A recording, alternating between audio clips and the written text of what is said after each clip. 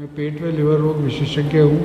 आज मैं आपको हेपेटाइटिस बी और सी के बारे में बताना चाहता हूँ। जॉन्डिस जो है कई कारण हैं उसके।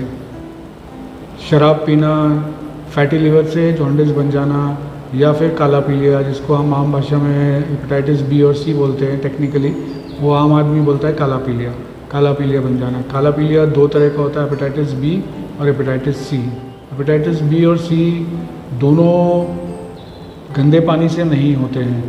गंदे पानी से होने वाले वायरस की वजह से जॉन्डिस होता है, वो होता है हेपेटाइटिस ए और हेपेटाइटिस ई।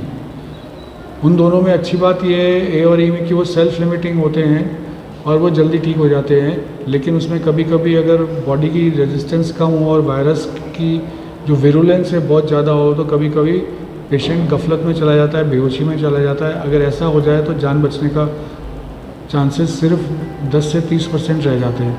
कॉमन जो लंबी बीमारी है वो है हेपेटाइटिस बी और सी। हेपेटाइटिस बी और सी बिना दवाई के ठीक नहीं हो सकते।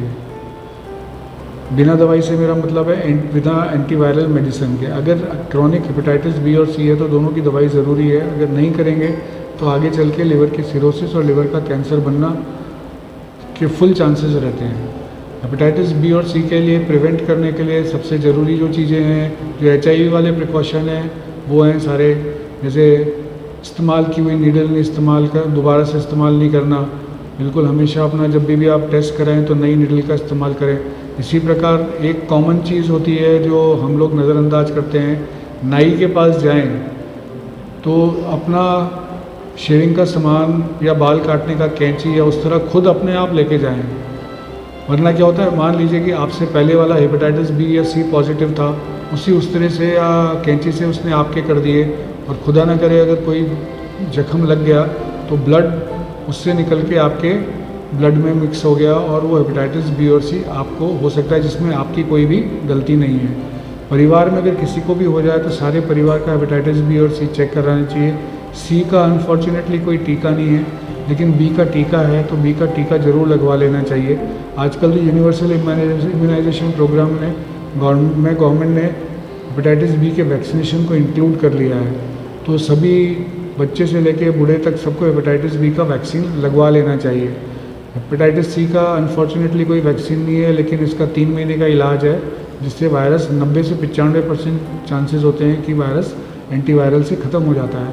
पहले आज से 6-7 साल पहले हेपेटाइटिस सी का ट्रीटमेंट की कॉस्ट थी 2.5 से 3 लाख, लेकिन अब बहुत कम हो गई है। 10 से 15 हज़ार में पूरा इलाज 3 महीने का हो जाता है।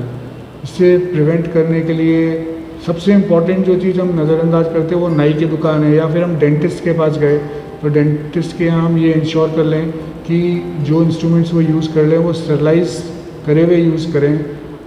जिस चीज़ को ज़रूर इंश्योर कर लें, वरना अगर किसी और के में उन्होंने सादा पानी से धो के अगर इस्तेमाल किया तो वो डिज़ीज़ आपको भी दे सकते हैं, अगर आपसे पहले वाला अनफॉर्चुनेटली पॉजिटिव था तो। इसका हेपेटाइटिस बी और सी का अगर शुरू की स्टेजेस में ही इलाज कर लिया जाए तो ये सिरोसिस की तरफ नहीं जाते हैं और लिवर का कैंसर भी नहीं बनता है। दवाइयाँ इनकी आजकल सब अफोर्डेबल हैं, कोई ऐसी चिंता वाली बात नहीं है।